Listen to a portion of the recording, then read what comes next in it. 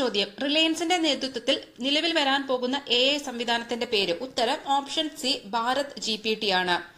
രണ്ടാമത്തെ ചോദ്യം, താഴെ തന്നിരിക്കുന്നവയിൽ ശരിയായ പ്രസ്താവന ഏതാണ്? ഉത്തരം ഓപ്ഷൻ സി ആണ്. എയും ബിയും ശരിയാണ്. മുകളിൽ തന്നിരിക്കുന്ന രണ്ട് പ്രസ്താവനകളും എന്താണ്? ശരിയാണ്. എന്താണ് ഒന്നാമത്തെ പ്രസ്താവന? എൻഫോഴ്സ്മെന്റ് ഡയറക്ടറേറ്റിനെ, അതായത് EDയെ വിവരാവകാശ പരിധിയിൽ നിന്നും ഒഴിവാക്കിയിട്ടുണ്ട്. അത് ശരിയായ പ്രസ്താവനയാണ്. പക്ഷേ അഴിമതി, മനുഷ്യാവകാശ വിഷയങ്ങൾ എന്നിവയിൽ വിവരം നൽകണമെന്നും വ്യവസ്ഥ ചെയ്തിട്ടുണ്ട്. അപ്പൊ ഈ രണ്ട് പ്രസ്താവനയും എന്താണ്? ശരിയായ പ്രസ്താവനകളാണ്. മൂന്നാമത്തെ ചോദ്യം, ഏത് നവോത്ഥാന നായകന്റെ 150-ാം ജന്മവാർഷികമാണ് 2023 ഡിസംബർ 28-ന് ആഘോഷിക്കുന്നത്? ഉത്തരം ഓപ്ഷൻ സി, വക്കം അബ്ദുൽ ഖാദർ മൗലവിയാണ്. വക്കം അബ്ദുൽ ഖാദർ മൗലവിയുടെ 150-ാം ജന്മവാർഷികമാണ് ഈ ഡിസംബറിൽ ആചരിക്കാൻ പോകുന്നത്.